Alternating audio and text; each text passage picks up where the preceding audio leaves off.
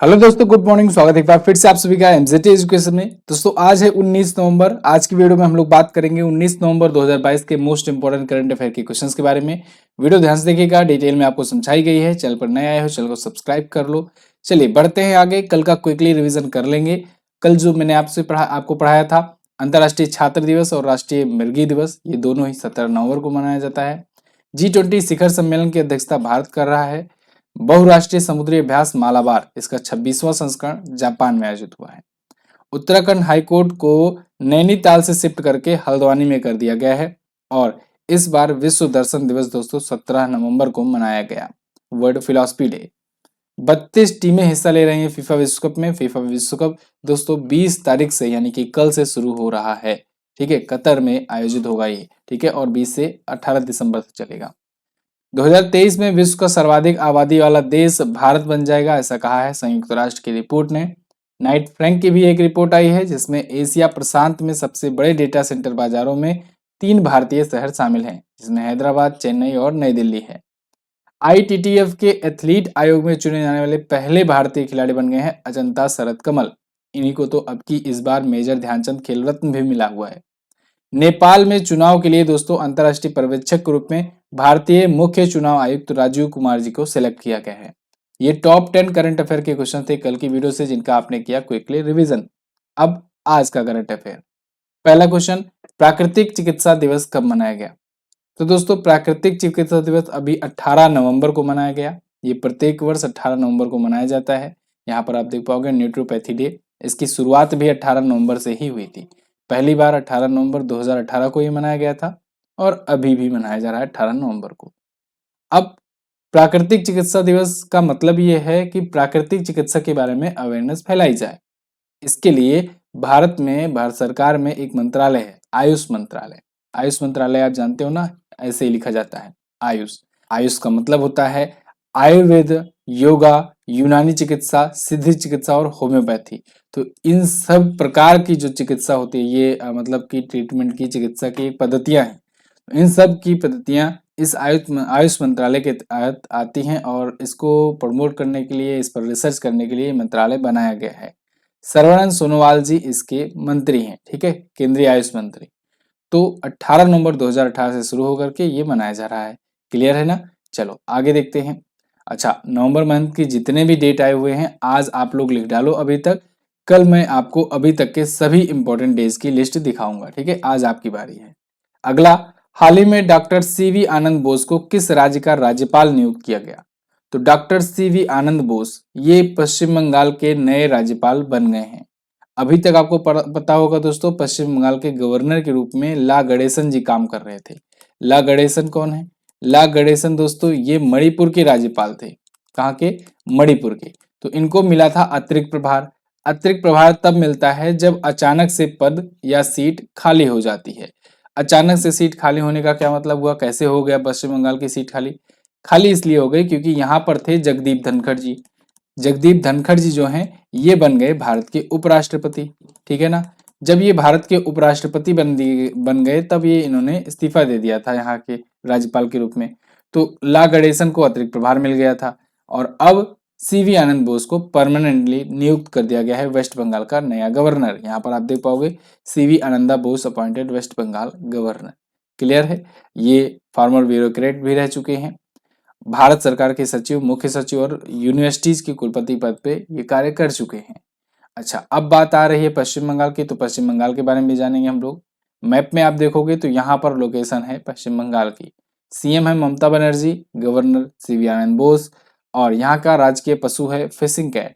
राजकीय फूल है शेफाली। यहाँ पर अगर झीलों की बात करें तो मोती झील है, मिरिक है, रविंद्र सरोवर, सेंचल झील है। सुंदरवन का नेशनल पार्क ये बहुत पूछा जाता है। साथ ही साथ बक्सा टाइगर रिजर्व भी बहुत बार पूछा गया है। यही दोनों सबसे ज्यादा इंपॉर्टेंट है, इनको आप याद रखेंगे। ठीक है, चलिए आगे बढ़ते हैं। हाल ही में कैम्ब्रिज डिक्शनरी ने वर्ड ऑफ द ईयर 2022 किसे घोषित किया? तो कैम्ब्रिज डिक्शनरी का वर्ड ऑफ द ईयर 2022 घोषित किया गया है दोस्तों। किसे? इस बार होमर को चुना गया है। अभी कुछ दिन पहले मैंने आपको कॉलिंस डिक्शनरी के बारे में बताया था। कॉलिंस डिक्शनरी मैंने बताया ना कि अब डिक्शनरियों ने अपना वर्ड ऑफ द ईयर जारी करना शुरू कर दिया है। आगे आने वाले दिनों में आपको 3 से 4 डिक्शनरीज के वर्ड ऑफ द ईयर मिलेंगे देखने को। तो कॉलिंस हो गया, कैम्ब्रिज हो गया, अभी ऑक्सफोर्ड का आना बाकी है। कैम्ब्रिज डिक्शनरी ने वर्ड ऑफ द ईयर घोषित किया होमर को और कॉलिंस ने परमा क्राइसिस को। ठीक है, तो दोनों आप याद रखेंगे अभी के लिए। फिलहाल यहाँ पर कैम्ब्रिज डिक्शनरी का वेबसाइट पर आप जाएंगे तो आपको होमर ये वर्ड मिल जाएगा। होमर ही क्यों? होमर इसलिए क्योंकि यहाँ पर दोस्तों होमर जो है दुनिया में सबसे तेजी से सर्च किया गया था इस वेबसाइट पर, इस डिक्शनरी पर। ठीक है, ये मैं कैम्ब्रिज डिक्शनरी की ही ऑफिशियल वेबसाइट पर हूँ और वहां पर उन्होंने लिख रखा है कि ये बहुत ज्यादा सर्च किया गया है यहाँ पर। साथ ही साथ ये होम रन से मिलकर के बना हुआ है। होमर जो है ये होम रन से मिलकर बना है। होम रन क्या है? ये दोस्तों एक इंग्लिश टर्म है बेसबॉल का। बेसबॉल जो खेल होता है, जो कि अमेरिका का राष्ट्रीय खेल है बेसबॉल, तो उसमें एक टर्म होता है होम रन। जैसे कि क्रिकेट में बहुत सारे टर्म आते हैं ना कि गूगली, कैरम बॉल, ठीक है, बहुत सारी चीजें आती हैं। ऐसे ही होम रन जो होता है ये बेसबॉल का एक टर्म होता है और ये चीजें वहां पर बहुत ज्यादा सर्च की गई कैम्ब्रिज डिक्शनरी में। वहां के लोगों ने सर्च किया, 65,000 से ज्यादा सर्चेज आए तो एक दिन में, सिंगल डे। तो फिर इस वजह से इसे चुना गया है और इसके इसके प्रति इन्होंने बताया है कि ये प्रसिद्ध खेल वर्डल से प्रभावित हुआ है, तो इसलिए इसको चुना गया है। कॉलिंस डिक्शनरी ने ऐसे ही परमा क्राइसिस के बारे में चुना था, परमा क्राइसिस को अपना चुना है इस बार का word of the year. Clear? तो आई होप आपको दोनों याद हो गया होगा। ओएनजीसी का नया अध्यक्ष किसे बनाया गया? तो ओएनजीसी के नए अध्यक्ष बना दिए गए हैं अरुण कुमार सिंह। ये अपॉइंट होकर के सबको सरप्राइज कर दिए हैं क्योंकि अभी कुछ दिन पहले ही ये बीपीसीएल से इस्तीफा दिए थे। बीपीसीएल इस्तीफा नहीं, मतलब कि इनका कार्यकाल पूरा हुआ था। भारत पेट्रोलियम कॉर्पोरेशन लिमिटेड से जब इनका कार्यकाल पूरा हुआ था ना, 60 वर्ष से ज्यादा की उम्र के हो गए थे और पहली बार ऐसा हुआ है जब किसी महारत्न कंपनी में 60 वर्ष से ज्यादा का कोई व्यक्ति हो और वो महानिदेशक के पद पर नियुक्त किया गया हो। तो ओएनजीसी के नए महानिदेशक ये बना दिए गए हैं। यहाँ पर आप देख पाओगे आर्टिकल है, retired BPCL chairman Arun Kumar Singh to be next head of ONGC. अब देखो ओएनजीसी यानी Oil and Natural Gas Corporation Limited, जैसा कि मैंने आपको बताया ये एक महारत्न कंपनी है। ठीक है, बीपीसीएल भी एक महारत्न कंपनी है। अब ओएनजीसी की स्थापना 1956 में हुई थी, नई दिल्ली में इसका हेडक्वार्टर है। अच्छा, मैं आपको पेड कंटेंट एक देने जा रहा हूँ। वैसे तो मैं आपको फ्री में ये नहीं देता, ये चीजें पेड में ही पूरा डिटेल मिलता है, लेकिन यहाँ पर भी आप जान लीजिए क्योंकि करंट अफेयर पढ़ रहे हो तो मैं कोशिश करता हूँ आपको ज्यादा से ज्यादा बताने की। देखो, सबसे ज्यादा इंपॉर्टेंट आपके मन में जरूर डाउट आया होगा, ये महारत्ना, नवरत्ना, मिनी रत्ना, ये सब टाइप कैसे कैटेगराइज होती हैं, इनकी एलिजिबिलिटी क्या होती है, तो आपके लिए लेकर आया हूं मैं।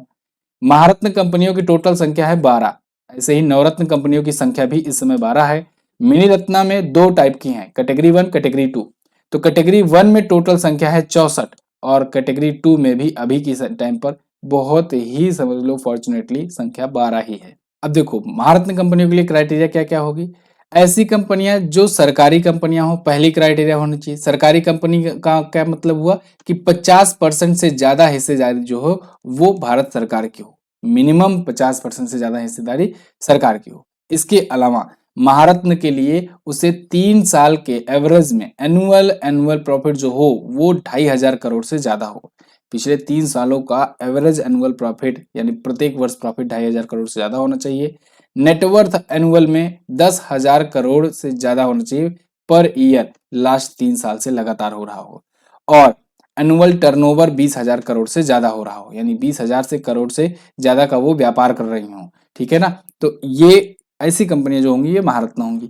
इसके नीचे नवरत्न को दिया जाता है दर्जा, फिर कुछ क्राइटेरिया मिनी रत्न के लिए, फिर मिनी रत्न कैटेगरी 2 के लिए सबसे नीचे।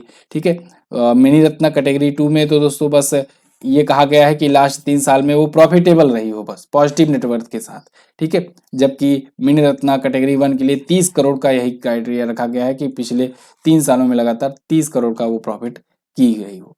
ऐसे ही ये क्राइटेरिया डिसाइड की जाती है। ये ऐसा इसलिए किया जाता है जिससे लोगों को ट्रस्ट मिल सके, लोगों का विश्वास मिल सके। जैसे मैं बोलूं आपसे कि अरे यार बीपीसीएल एक महारत्न कंपनी है, इसमें आपको पैसा लगाना पड़े तो आप लगाओगे? आप कहोगे बिल्कुल, महारत्न कंपनी है, इतनी बड़ी कंपनी है, भारत सरकार का की कंपनी है, तो इस पर ट्रस्ट है। ये रही आपके सामने 12 महारत्न कंपनियों की लिस्ट, इसको आप देख सकते हैं। ओएनजीसी, भेल, BPCL, CIL, GAIL, HPCL, IOCL, NTPC, PGCL, SAIL, PFCL और अब भी ये रूरल इलेक्ट्रिफिकेशन कॉर्पोरेशन लिमिटेड नई महारत्न कंपनी बनी हुई है। क्लियर है? ये मैं फिर से बता रहा हूँ, पेड कंटेंट है, समझ लो। ऐसे ही पूरा का पूरा डिटेल आपको टॉपिक बाय टॉपिक मिलता है। महारत्न कंपनी का एक टॉपिक पूरा चैप्टर में लेता हूँ क्लास, और वो आपका सीजीएल बैच में पढ़ चुका है। अगला है, हाल ही में पेरिस 2024 के ओलंपिक और पैरालंपिक शुभंकर में किसका अनावरण किया गया? तो दोस्तों, पेरिस ओलंपिक जो 2024 में होने वाला है और पैरालंपिक जो होने वाला है, उसके लिए मस्कट अभी अनाउंस कर दिया गया है। मस्कट है अभी का फ्रीजियन कैप। फ्रीजियन कैप देखो कुछ इस प्रकार से होगा, और इससे चुना गया है मस्कट। मस्कट यानी कि शुभंकर, ठीक है। तो ये एक्चुअली में दोस्तों लाल टोपियां वाला जो है, ये बहुत ही पुरानी वहां की सभ्यता है। फ्रांसीसी क्रांति में स्वतंत्रता की खोज का प्रतीक था ये, तो इसको इसीलिए चुना गया है। अभी 2020 वाला ओलंपिक हुआ था टोक्यो जापान में, हालांकि हुआ यह 2021 में, लेकिन कहा गया 2020 का टोक्यो ओलंपिक 2020। और इसके बाद ही अनाउंस हुआ था कि 2024 वाला पेरिस में होगा, 2028 वाला लॉस एंजल्स में होगा, और 2032 वाला होगा ब्रिस्बेन ऑस्ट्रेलिया में। क्लियर? तो ये 3 आगामी ओलंपिक है। फिलहाल पेरिस ओलंपिक का आयोजन दोस्तों 26 जुलाई से 11 अगस्त 2024 के बीच में करा जाएगा। अच्छा, ये तो इस बार का मस्कट था फ्रेजियन। टोक्यो ओलंपिक जो हुआ, इसका मस्कट क्या था? तो इसमें दोस्तों 2 मस्कट चुने गए थे, एक तो ओलंपिक के लिए, एक पैरालंपिक के लिए। ओलंपिक के लिए जो था वो था मिराई तोवा। क्या था? मिराई तोवा था, ठीक है। और पैरालंपिक के लिए मस्कट था सोमाइटी। सोमाइटी दोनों ही यहाँ पे याद रखेंगे। आगे, हाल ही में मिली जानकारी के अनुसार विश्व का सबसे बड़ा इस्पात उत्पादक देश कौन बना? तो दोस्तों, सबसे बड़ा इस्पात उत्पादक देश है चाइना। सेकंड पर है भारत। भारत दूसरे स्थान पर आ चुका है। भारत ने जापान को पीछे कर दिया है। टॉप पर चाइना आ गया है, ठीक है। स्टील के इंडस्ट्री के मामले में यहाँ पर आप देख पाओगे, India's steel industry now second biggest. PM Modi ji ने इसके बारे में बताया हुआ है, अनाउंसमेंट किया हुआ है। तो भारत जो है ना, अब इस्पात उत्पादक देशों में आ गया है सेकंड पर। कुछ दिन पहले ही एक ऐसी रिपोर्ट आई थी जब मैंने बताया था भारत जो है ये चीनी के उत्पादन के मामले में टॉप पर आ गया है। इसके अलावा मैंने आपको ये भी बताया था कि भारत जो है ये मछलियों के जो बाजार होते हैं उसके मामले में तीसरे स्थान पर आ गया है, मछलियों के उत्पादक बाजारों के मामले में। इसके अलावा अगर देखा जाए वैसे कि जलीय जीवों के उत्पादन के मामले में तो ये दूसरे पर ही है। इसके अलावा मैंने आपको बताया था सिप्री रिपोर्ट के अनुसार भारत हथियारों की खरीद के मामले में टॉप पर है, यानी सबसे बड़ा हथियार आयातक देश है भारत, ठीक है। सबसे ज्यादा हथियार भारत ही खरीदता है। क्लियर है? आगे बढ़ते हैं। कोरोना के बाद नई कंपनियां खोलने के मामले में यूपी देश में कौन से में स्थान पर है? तो यूपी यानी उत्तर प्रदेश देश में दूसरा स्थान रखता है कोरोना के बाद नई कंपनियां खोलने के मामले में। कोविड के बाद यानी पोस्ट कोविड टर्म में सबसे ज्यादा जो कंपनियां खुली हैं वो खुली हैं मुंबई में। कहां पर? मुंबई, या कहें कि अब महाराष्ट्र कहें ज्यादा सही होगा, महाराष्ट्र में, ठीक है। मुंबई तो उसकी राजधानी है। उसके बाद जो सेकंड सबसे ज्यादा एरिया रहा है, सबसे सुटेबल एरिया रहा है लोगों को कंपनियां नई एस्टेब्लिश करने के लिए, तो वो रहा है उत्तर प्रदेश। यहाँ पर आप देख पाओगे Uttar Pradesh adds most number of new companies post Covid, ठीक है। महाराष्ट्र टॉप पर, उसके बाद उत्तर प्रदेश। उत्तर प्रदेश ने दिल्ली को पीछे कर दिया इस मामले में, दिल्ली आ गया है तीसरे स्थान पर। महाराष्ट्र में 60,000 से ज्यादा नई कंपनियां खोली गई, जबकि पिछले 3 सालों में यूपी में 30,000 से ज्यादा कंपनियां खोली गई हैं। सीजीएल का बैच आया हुआ है दोस्तों आप लोग के लिए। अगर आप इंटरेस्टेड हैं तो आप एमजीटी ऐप पर जाकर के ले सकते हैं। मात्र 249 में अभी के लिए मिल रहा है, और आज 19 तारीख है। 19 और 20 केवल लास्ट 2 दिन बचे हुए हैं। आप अगर आप इसको लेना चाहते हैं तो ले सकते हैं। इसमें जीएस, करंट अफेयर और स्टैटिक पूरा का पूरा टॉपिक बाय टॉपिक करके कवर कराया जा रहा है। बिली जिनकिंग कप का खिताब किसने जीता? इसको जीत लिया है दोस्तों स्विट्जरलैंड ने। स्विट्जरलैंड ने अभी हाल ही में ऑस्ट्रेलिया को हरा करके बिली जिनकिंग कप का खिताब जीत लिया है। यहाँ पर आप आर्टिकल देख पाओगे, Switzerland beat Australia to win first Billie Jean King Cup title. पहली बार जीता हुआ है स्विट्जरलैंड ने। स्विट्जरलैंड के जो सिंगल्स के गोल्ड विनर हैं ओलंपिक में, जो जीते थे गोल्ड, बेंसिच, इन्होंने ऑस्ट्रेलिया के अल्जा टोमलजानोविच को हरा दिया है। और इस प्रकार से स्विट्जरलैंड की टीम जो है ये बिली जिनकिंग कप 2022 जीत गई। आपके मन में एक सवाल आ रहा होगा, ये बिली जिनकिंग कप जो है ये किस खेल से संबंधित है? एक्चुअल में बिली जिनकिंग कप जो है ना, ये महिलाओं का एक टेनिस टूर्नामेंट होता है, ठीक है ना। मैं यहीं पर लिख दे रहा हूं, महिला का टेनिस टूर्नामेंट होता है। टेनिस टूर्नामेंट होता है, बहुत ही पॉपुलर टूर्नामेंट है ये। इस बार का इसका एडिशन अगर बात करें तो 59वां इसका संस्करण था। ठीक है, 59th इस बार का संस्करण था। विमेंस टेनिस टीम का टूर्नामेंट होता है। ठीक है, आगे बढ़ते हैं। यूरोपियन वर्क काउंसिल की स्थापना करने वाली पहली भारतीय कंपनी कौन बनी? तो वो बन गई है दोस्तों विप्रो। विप्रो एक ऐसी कंपनी है जो यूरोपियन वर्क काउंसिल की स्थापना करी हुई है।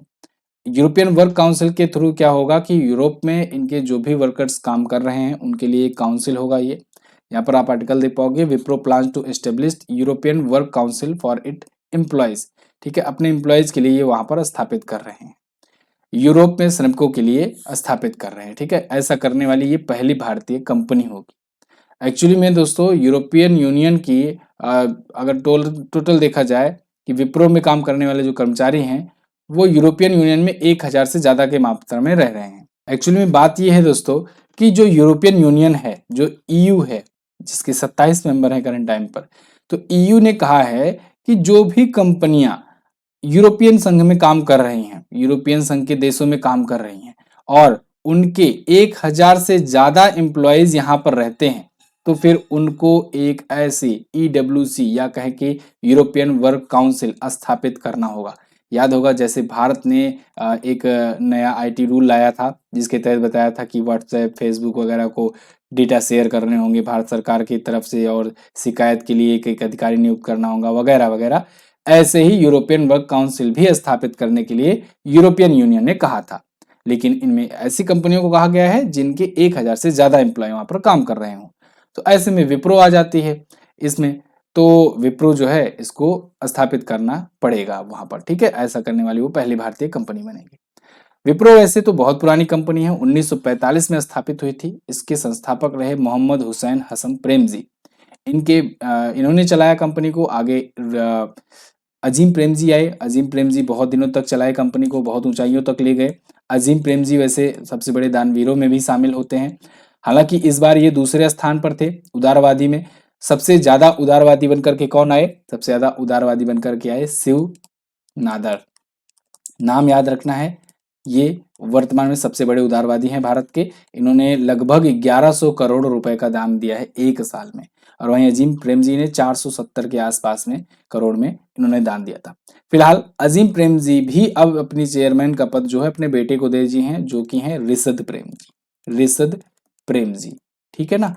तो ये आप याद रखेंगे, 1945 से लेकर के ये चली आ रही है कंपनी, आईटी कंपनी है। अगला, हाल ही में मेटा इंडिया का नया हेड किसे बनाया गया? तो मेटा इंडिया ने दोस्तों नया हेड अपना बना दिया है संध्या देवनाथन को। मेटा इंडिया, मेटा तो आप जानते ही हो, फेसबुक की पेरेंट कंपनी है। तो इसकी जो इंडिया वाला जो समझ लो बॉडी है, इंडिया का जो काम किया करता था मेटा का, उसके जो हेड हैं उन्होंने इस्तीफा दे दिया था कुछ दिन पहले, अभी मैंने आपको बताया था। तो जब इस्तीफा दे दिया तो पद खाली हो गया, तो अब संध्या देवनाथन को नियुक्त किया गया है इस पद पर। ठीक है, तो ये मेटा इंडिया की होंगी चीफ। अजीत मोहन जी ने इस्तीफा दिया था और अब उनकी जगह पर संध्या देवनाथन होगी। क्लियर है? अभी मैंने आपको बताया कि व्हाट्सएप के भी जो व्हाट्सएप इंडिया के जो हेड हैं उन्होंने भी इस्तीफा दे दिया है।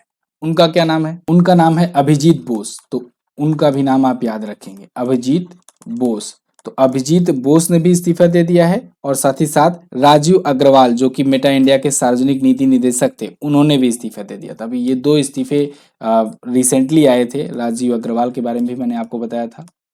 ठीक है, ये 2 इस्तीफे रिसेंटली आए थे और ये नई नियुक्ति भी आपको ध्यान रखनी है।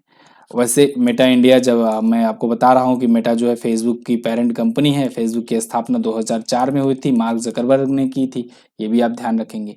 फेसबुक ने आगे चल करके इंस्टाग्राम को $1 बिलियन में 2012 में खरीद लिया था और व्हाट्सएप को $19 बिलियन में 2014 में खरीद लिया था। तो ये 2 बड़ी एक्विजिशन भी आप याद रखेंगे। फिलहाल ये तो थी आज के दिन की टॉप 10 करंट अफेयर के क्वेश्चंस की वीडियो। आपको कैसी लगी है आप हमें कमेंट करके बता सकते हैं।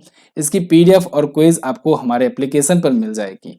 लास्ट डे के क्वेश्चंस के बारे में बात करेंगे। आपसे मैंने पूछा था प्रेस स्वतंत्रता सूचकांक में भारत किस स्थान पर है? भारत 150वें स्थान पर है। मैंने आप लोगों से रिक्वेस्ट करी हुई थी कि आप बाकी की जो सूचकांक में रिवाइज कराया हुआ हूँ उनको लिख डालना। बहुत सारे लोगों ने लिखा, बहुत अच्छा लगा देख करके। आप लोग ऐसे ही डिटेल के साथ आंसर किया करो। 53वां भारत अंतर्राष्ट्रीय फिल्म महोत्सव कहाँ हो रहा है? गोवा में ही ये हर बार आयोजित होता है। आज का क्वेश्चन, आज आपसे पूछा गया है बहुत ही simple question, FIFA World Cup का कौन सा संस्करण आयोजित किया गया है। वैसे आज फीफा वर्ल्ड कप पर मैं आपको वीडियो देने वाला हूँ, वीडियो बन चुकी है, अभी हो सकता है दिन में पब्लिश हो जाए। तो इसमें क्या होगा कि फीफा जब से शुरू हुआ तब से लेकर के फीफा वर्ल्ड कप, पिछला वाला वर्ल्ड कप, आगे वाले वर्ल्ड कप, सारा कुछ मतलब आपको दिया जाएगा उस वीडियो में। फिलहाल आपके अनुसार कौन कौन सा पॉइंट है, आप इस क्वेश्चन के माध्यम से लिख सकते हैं। हाईकोर्ट के मुख्य न्यायाधीश की नियुक्ति का संबंध किस अनुच्छेद से है, ये आपको बताना है आज। चलिए बहुत बहुत धन्यवाद यहाँ तक वीडियो देखने के लिए। क्विज जाकर के जरूर सॉल्व किया कर लो, एमजीटी ऐप पर आपको फ्री में मिलती है, पीडीएफ भी आपको मिलेगी और इसका टेलीग्राम पर वन लाइनर भेजा जाता है, तो आप उसे भी पढ़ सकते हो। चलिए मिलते हैं अगली वीडियो में, तब तक के लिए नमस्कार, जय हिंद, वंदे मातरम।